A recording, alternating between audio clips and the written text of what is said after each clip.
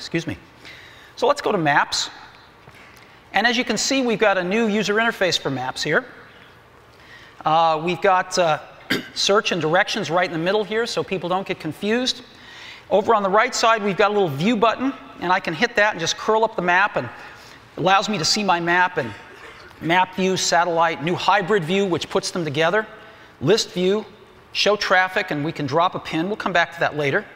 But this button on the left is really cool. I push it, and it's going to locate. It's going to locate me right on the map. Zoom. And there we are. So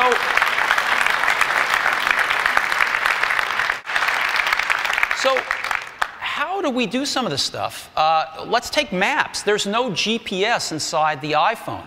We've got this great new user interface, but how do we actually arrive at the location?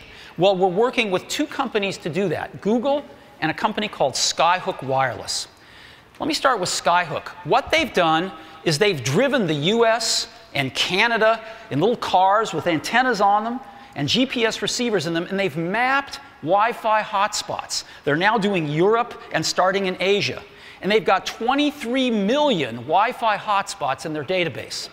And so when we go to find a location, it turns out you pick up beacons from these hotspots, even if you're not connected to them. And you pick up the beacons, we triangulate the beacons, look in their database, and it tells us where we are. Isn't that cool? It's really cool.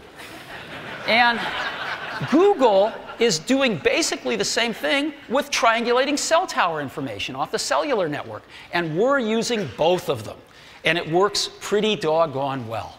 So that is how we find location on the iPhone.